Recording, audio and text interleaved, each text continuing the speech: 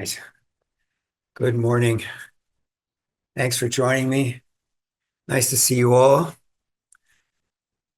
Okay. Yesterday we had our all-day silent retreat at Ayaka River State Park. It was a beautiful day.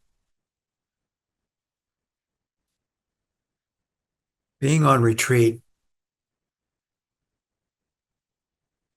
like everything else in life, has its consequences. If this happens, that happens. So what you do with your time matters. And first, I want to talk a little bit about something I experienced at the retreat. And then I would like to talk about what's happened since then.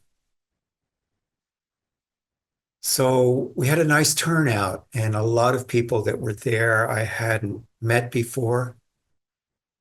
And my only experience of them was in silence. And yet I felt like I got to know people very well. I remember particularly when we were doing a walking meditation out by the river and coming back over to uh, the pavilion that we were doing our retreat in. And as I was watching people come back, I had this experience of seeing everyone like, can only describe it like multifaceted jewels reflecting the universal, the light of the universal, Om Nam. So that was really special because it brought me into this understanding of this suchness or thusness of experience that is beyond our ordinary dualistic view of things, what sometimes is called non duality. So, Zen is about liberation. Replacement therapy is not liberation.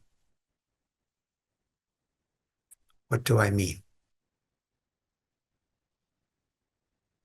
Often, we don't come to terms and take responsibility for this trauma of life that we experience.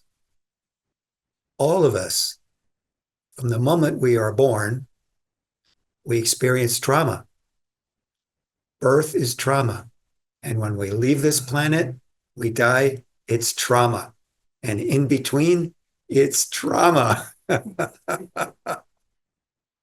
It's not funny in some respects, but it's an acknowledgement.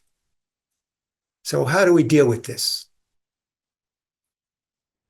Some of us, many of us, at some point or another in our lives, will attempt to replace bad feelings with good feelings, bad wife with new good wife, bad job with good new job. So these bad spiritual group, good group, spiritual group. This isn't working for me. Maybe that one will work. On and on and on. Replacement therapy. We're trying to give ourselves a better feeling about life by continually wrapping ourselves up in this dualistic view of things, this, that, right, wrong, opinions, judgments. And it's all coming from essentially this trauma of not feeling whole, not feeling complete, not feeling that life is, not feeling like a good person. People who act badly in life, sometimes they're referred to as acting like children or adolescents. I don't think that's fair to children or adolescents, actually. They're just fools. They're lazy. They're not taking responsibility. They're trying to blame it somewhere else or find it somewhere else or use their dissatisfaction, their dis-ease as a means to spread it around. Misery loves company. So, how to deal with this? So, this brings me back to my experience since the retreat. So, I wake up this morning just, confounded by how personally I'm taking the trauma that we're experiencing. And I realized, well, of course I'm taking it personally. You know, it's it is personal. It's not out there. It's right here. My father, I was born in, some of you know this already. I was born in a refugee camp after World War II. Trauma. Okay. It colored my view of the world. I have a whole lot of sympathy for immigrants who are being tossed around. I have had that experience, even though I was only a child at 3 years old. War. I mean, we've all had the trauma of war. Some of us more than others. Some of us were involved very closely, some of us not. But nonetheless, it's there.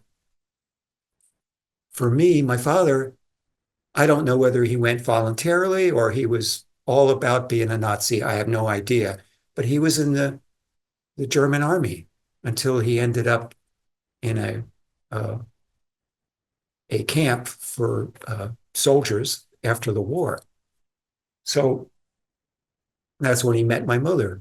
But my father, have referred to him as being a real asshole. He was very deluded. He was really um, ignorant and projecting his ignorance and had this big ego attitude. I mean, I look around me and I see it all over the place. I see my father. Okay. It's personal. You see what I'm saying? It's like when you really look at it and you look at, well, why am I having this reaction to how the world is right now? It's personal. And now I look at it and I go, okay, well, that means I have to take responsibility for my own trauma. Now, do I try replacement therapy, making somebody the bad guy so I can feel better about myself? It's them. They're the idiots. I'm the one who's wise and smart. You see, there's that duality. So in Zen, liberation isn't duality. Liberation is dropping it and not taking on good and bad, right and wrong. However, how do we deal with this? So I come back to now I'm thinking, okay, I take the four bodhisattva vows. You heard me take them just a little while ago. We all do together, right? Save all sentient beings. Well, what the hell? What a mess. How do we take this on? So again, personally, how are you living your life? How have you taken responsibility for the trauma you experience and feel? And do you acknowledge it and own it and have compassion for it and for yourself? Or are you trying to avoid it and put it somewhere else or drink your way into oblivion or drugs or cars or money or whatever it is that you have attached to try to fix the broken trauma of being a human being in the first place. So I love, every time I re- read the Heart Sutra, it's forever the reality of what this is over and over again. I mean, this morning, you know, no ignorance and no end to ignorance. I have trouble dealing with that. Don't we all? What do you mean, no ignorance, no end to it? No old and death, no old age and death, but no end to old age and death. So it is and it isn't. So all these beautiful beings that we are, and I see you as these multifaceted jewels. Can we see ourselves that way? Can we be part of the universal just this, just one, and act from there in our lives rather than from the trauma? Trauma, no, it's just part of the comings and goings, the karmic experience that we've had in this life. It's fine. It's what it is. And it's what we have to work with, I guess. And, in all humility, I don't have an answer. I just feel like, thank goodness I had that experience and that I keep having that experience where I can feel a connection and feel that we're all in this together, even if it's on the level of trauma. I don't blame you, you see. It's that way I understand you. It's different. So there's plenty of blame to go around. We all have a part to play.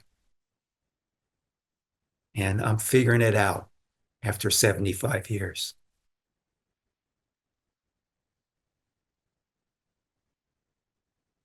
Ah, that's how it went for me today. Like it was about getting real, I guess. Just, yeah, it neither is nor isn't. It is and it isn't. It's both. It's the human experience, the limitations of what that means, and also it's the experience of the universe. Who's looking? Who's sitting? Who is this?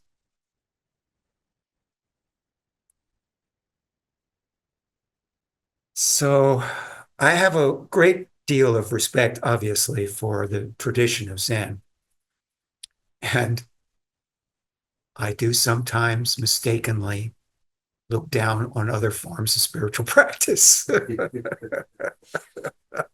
I do make that mistake. I must admit it. And I think the reason I brought up the whole thing about replacement therapy, because there is such a thing. And I think it probably has its value and purpose, just like, you know, going and getting a massage when you have a sore neck. This is human experience. I get it. But it is not the same thing as liberation. And people who come here, I'm telling you, it's about liberation. It's not about getting a massage. It's not about replacement therapy, feeling good for a little while. It really is your life's work. It's getting to know yourself, understanding what this is. It's different than, you know, getting a fix. There's no fix, but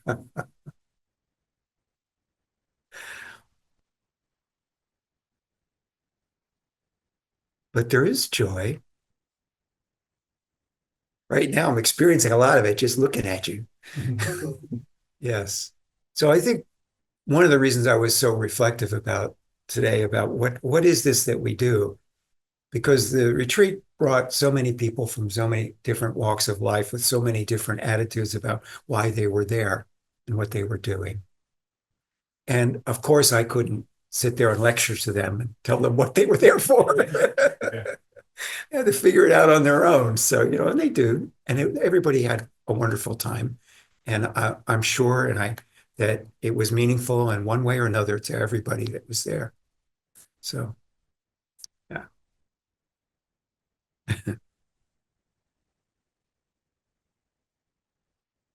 The thing about taking correct action is something that uh, I'm not sure there is correct action. There's just action. And form is emptiness, emptiness is form. We have to deal with it. So there is something to do. And each one of us has to do it in their own way. We have a chop wood, carry water. They say that for a reason. You can't get away from it.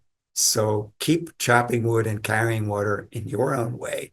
Don't get caught up in emptiness and leave the planet. You'll do that soon enough. Okay? Thank you so much for joining me today. It's my pleasure. Take care.